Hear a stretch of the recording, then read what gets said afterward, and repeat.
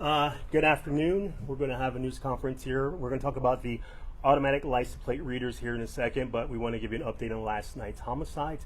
So I'm going to bring in Lieutenant Gloria Beltran.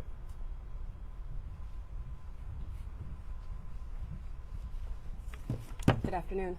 My name is Gloria Beltran, Gloria, last name Beltran. I am the lieutenant for the Oakland Police Department's homicide section, and I want to give a quick update regarding last night's homicide. Yesterday, September 18th, at around 9 p.m., OPD officers responded to the 1400 block of 27th Avenue on reports of a shot spotter activation. When officers arrived, they located a male victim suffering from an apparent gunshot wound. The victim was transported to an area hospital where he unfortunately succumbed to his injuries and was pronounced deceased. We are withholding the name of the victim for now, pending notification to next of kin. We are still early on in this investigation. It's been less than 24 hours. However, we ask that if anyone has any information regarding the homicide, that they please contact the OPD homicide section at 510-238-3821. Thank you. Do you have any questions about last night's homicide? There's your opportunity. There's not much you can say because it's an ongoing active investigation. Are you able to provide the victim's age and any information about what led up to the homicide? Not at this moment. We are withholding that information until we notify the next of kin. Adult male though? Adult, yes, adult male. Any potential witnesses, or do you know the circumstances? The investigators are still working on that. There are some individuals that we're hoping to speak with that will hopefully give us more information about the circumstances surrounding the shooting. But we're still very early on. And was this out like in the street, on a sidewalk, in a parking lot? Could you elaborate on the scene? Yes, it was in a parking lot. Do you know if there was a parking lot for There's different businesses. There is a taco truck that is located in that parking lot, but it's an open parking lot. And do you think you're looking for multiple suspects, one shooter? We don't know at this time. Lieutenant, we want to give an update on how many homicides this year and how many homicides last year. Yes, right now we are at 68 homicides, unfortunately, but that is down from last year. Last year we were at 90 at this time. 90, yes. Thank you so much. Appreciate No it. We're going to continue with our news conference to discuss the automatic license plate reader. I'm going to have Chief Mitchell, Mayor Sheng Tao, Lieutenant Dazakiris, and Assistant Chief Beard take over from here.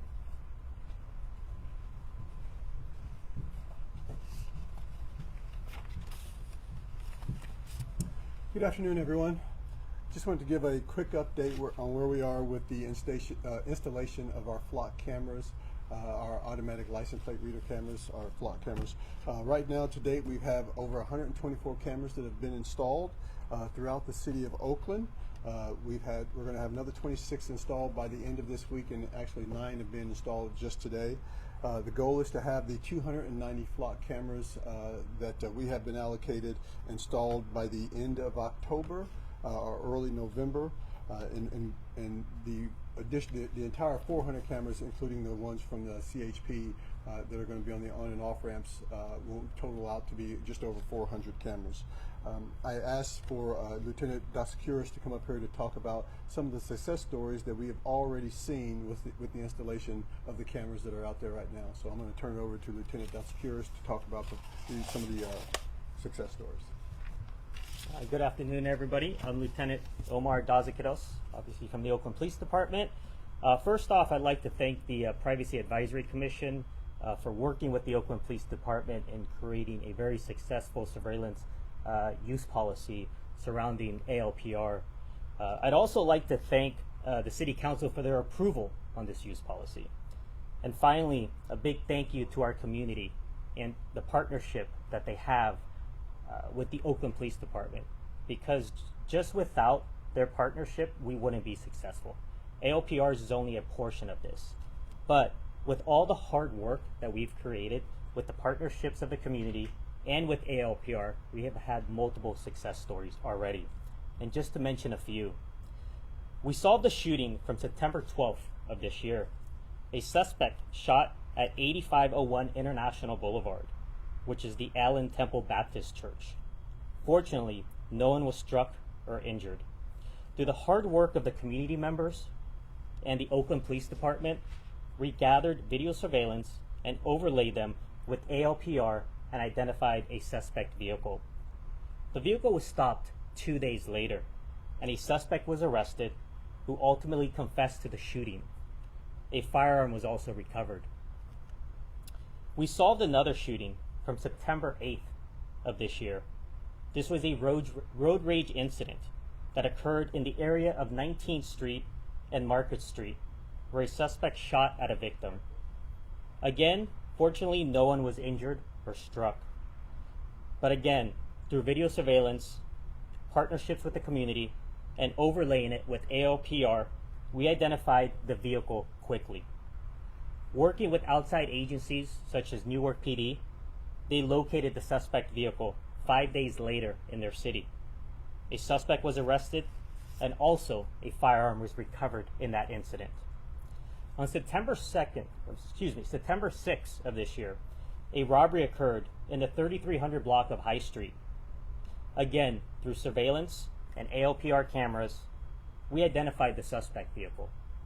Within 6 hours, OPD officers, with the support of our helicopter, interrupted another robbery that was occurring by that same suspect vehicle and those same suspects. The suspects were eventually arrested near Rockbridge BART station. That investigation is still ongoing. And those are just to name a few of the numerous success stories that we've had with ALPR Flock. So as you all heard, this is well-needed infrastructure. Coming in the last year as your mayor, you know, we worked closely with the governor's office and Caltrans, and I want to give them a big shout out and thank them for partnering with us to make sure that we get these cameras installed on our on and off ramps, but most importantly throughout our city. I want to thank our great OPD officers. They have done amazing work every single day, going out there and apprehending suspects who are committing crimes in our community. I've said it before, I'm going to say it again, that this is going to be a game changer, and if you decide that you're going to commit a crime in the city of Oakland, you may be not caught today, you may not be caught tomorrow, nor will you maybe won't be caught this week. But just know that we have the data that is needed now to ensure that we apprehend those who are causing havoc in our communities. And in the city of Oakland, we have the infrastructure now to do just that. And so, you know, just not that we're going to install over 280 cameras in the city of Oakland and 490 across the East Bay, but this is work that we are planting, the seeds that we are planting to eventually get to a real-time crime center. And yes, I do want to uplift the Privacy Commission for working with us on this. In regards to the flock cameras, if we are not using the data within 30 days to utilize the data to prosecute, we will be deleting that data. That is part of the agreement that we have with the Privacy Commission. We will not be sharing this data with a Homeland Security or any other organization. We will be keeping here just for the sake of any crimes. The only time we will share with another agency is if we are doing the work together to solve a particular crime. And so I want to make sure that people know that aspect of it. The flock cameras will allow for our officers to do the work, the interagency work, and the intercity work. Flock cameras are now being hosted across multiple cities across the Bay Area, including our neighboring cities. And so what that means is that even if you commit a crime in Oakland, again, you can be apprehended in other cities and vice versa. And so that is the tool of what we're doing today, is we are thinking about a regional approach. And again, these are the seeds to get us to a real-time crime center in the future. Thank you. With that, I'll open it up to questions about either the flock camera or about the flock cameras. Could you, anyone, maybe the lieutenant, explain what you mean by overlay, just to get a better understanding of that, please? Yeah, absolutely. So one of the things that we do, obviously, when we go to any type of crime scene is we do a canvas for witnesses or for video surveillance cameras. The video surveillance cameras that we download or upload will maybe get an image of a vehicle. That image might not be as clear, but it gives us a general idea of what the vehicle looks like, or potentially gives us a partial license plate. Due to utilization of ALPR, which is Automated License Plate Reader System, we will enter that into the database system in the general area, or maybe around that area or in other camera areas, and hopefully identify the suspect vehicle, or give us actually a starting point or a vehicle of interest per se. So just briefly to make sure I understood correctly, you guys upload like a screenshot of the surveillance camera video into the system and see if it matches any vehicles that pass by the cameras? Great question. Maybe I misinterpreted. Absolutely. So we don't upload the system. What we do is we download the actual video surveillance, so we keep it as evidence. We have it on one side, and what we'll do is we'll look at that photo, see if there's anything distinguishing of that vehicle, such as maybe 3 numbers of the plate. We'll enter that into the database system of ALPR and hopefully identify a vehicle of interest. So we don't physically download it to see if we can find that vehicle. So you said there was several, how many cameras were there? Currently, right now, there are, I believe, 126 live cameras, and we are going to have 290 cameras within the city of Oakland. So what's the infrastructure like for trying to operate and man those, like inside? Like, are you guys having live feeds of this, or is this all automated? So it's not live feed. It's not CCTV. What it does, it captures vehicles as they drive by. And then if there's a crime in a certain area, such as we mentioned those areas, we'll go back and look at those video cameras to see if maybe a vehicle passed by that area after committing a crime. And how many people do you guys have behind the scenes managing it? Great question. Right, I'm in charge of training. I've trained about half the department right now. Half the police department, half of the officers. So like, I mean, for instance, there's something that happened at 8th and Broadway. So then somebody obviously needs to be in an office pulling that information up, right? Great question. So we've trained already the special resource section, the ceasefire unit, our crime gun integration center, the intelligence unit, the criminal investigations division unit, our traffic unit. Everybody is monitoring their radios actively. If they see something, the watch commanders as well, if they hear that a crime has been committed, the faster that we can get the video surveillance to see if we can identify that vehicle, or if we can look at the cameras. So I think that goes back to what the mayor was speaking about, of trying to get a real-time operations center going, such as other agencies such as Elk Grove PD and down south, where you can have it actively monitoring 24/7. We don't have that, but currently what we do have is officers who are listening to their radios as they're supposed to be daily. I see. So the officers themselves will be able to pull up this information off of the database or something. That's correct. Next. So all the cameras that are currently installed, are they all live right now? Those 124, 126? 126, they are live, yes. Okay. And then maybe, Mayor, you can speak to this. Can you talk about the timeline? Because I know we were inspecting these cameras much earlier. Can you talk about the delay in this? Absolutely. And so last year, coming into office, I knew that one of the very things that the Oakland Police Department needed in order to fight crime was these cameras. And so we've asked and had a conversation with the governor's office, and so we were able to acquire these cameras. And it has taken some time because, of course, this is a partnership with the state, is one bureaucracy with another bureaucracy, and so that really created a lot of that time lag. However, we are here today, and we are putting them up finally. After it's been a year, but that whole year that was going to the Privacy Commission, going to City Council, and then working with Caltrans as they are the purchaser of the cameras, and making sure that we had everything we needed in place. And so, again, if anybody's concerned about their privacy, all the data will be deleted after 30 days if it's not being utilized in an active case. I just want to know more about more locations. You mentioned scenarios and incidents. Can you share other locations where these cameras are placed in certain neighborhoods? Well, yeah, right now all we did was look at all the crime analysis, the crime maps, and then we strategically placed the cameras throughout the city, working with Flock. So are they throughout the city? Sorry. So as far as working with, I guess, neighboring police departments, recently I covered a story in Narinda where they said, thieves are coming here specifically because they know that they feel like they can get away with it, or there's no chase policy. How, well, I guess you guys work with, local departments, maybe you're people who come from a different county, come here and think they can hide, or think this is the way to, I guess, have a getaway car that's not traced. One of the things that we've obviously been doing is working with outside agencies, All Points Bulletin, APB, or track flyers. Whenever we have a vehicle of interest or a suspect vehicle, we merely share that with outside agencies through an All Points Bulletin or BOLO, be on the lookout, or a track flyer. Through the utilization of Flock, we can also create a hot list.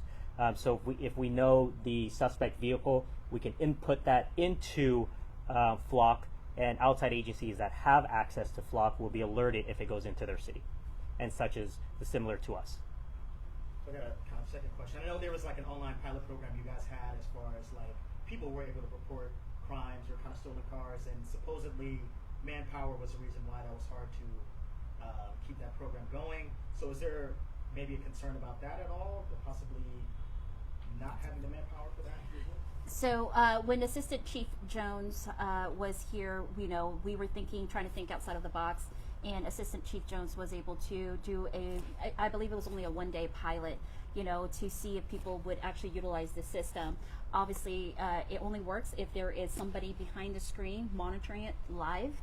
And so without the manpower, we're unable to do that work, but this is why we have to leverage other technology. And so leveraging the Flock technology is going to be a game changer once again for our officer, on layering that on top of our new updated CAD system, right? Our CAD system, which really helps us dispatcher distinguish which officer is actually closer to the scene, right? And so that, layer on top of other resources is going to allow for us to actually create more of that capacity. And so unfortunately, the Facebook idea around like people messaging immediately, we don't have the manpower for that, but we're leveraging other technology that's also just as thorough and just as powerful. We have time for one last question. Just to build on that, in June there was a grand jury report that looked at the police department's use of technology, various different types of technologies, and one of the things that it essentially concluded was that the grand jury expected there to be a lot of hits with this system, the network of license plate readers, and the report said that they believe that the police department essentially wouldn't have like the manpower again. So kind of countering what you're saying in some ways, that this is a technology and yet the department might not have the manpower to respond to all of the alerts, and also that the department didn't have the policies in place to decide which alerts to respond to. So could you respond to that? I understand what you're saying about the grand jury report, and we have looked at that, and we're right now drafting our response to their questions. I think more of what the grand jury is saying is we need a long-term strategic plan on how we're going to incorporate all of our technology, and that's one of the things that we're working on, and I agree with the grand jury in regards to that. We need a long-term strategic plan to look at all the technology that, one, our citizens are paying for and providing to the police department to combat crime, but also how we're going to use that technology as we move forward to make sure we're getting every bit of value out of that technology, and that's something that we're continuing to work on to look at it from a long-term strategic standpoint. No, we cannot look at every hit in regards to the Flock cameras that come up. But what the system does is it allows alerts. So if an officer if an alert does come out, the officer can look at that and then go to that area. The same question or concern from the grand jury talks about our gun detection system. And again, how do we capitalize on both the Flock technology, the gun detection technology, and we're also looking at, Lieutenant Doxakouros is also looking at drones as a first responder, just making sure that we're getting the best out of it to get the value that our citizens are paying for and that we're using moving forward. So yes, we're looking at a long-term strategic plan for that. Thank you so much. We're going to wrap it up there. Quick follow-up. So how is the department going to prioritize which cases are hits to prioritize? Right now we're prioritizing violent crimes, but the officers still get, and correct me if I'm wrong, they're still getting information in regards to stolen vehicles or property crimes, but what we're talking about right now is violent crimes.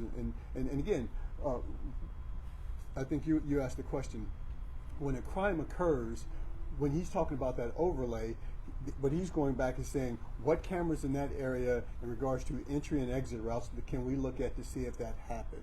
So we're looking at all types of crimes, but I think right now they're focusing primarily on violent crimes. All right. Okay. We're gonna wrap it up there. Thank you so much. Is it possible to get a video of the camera? Yeah. Feel free to. This is why it's here. Your mics.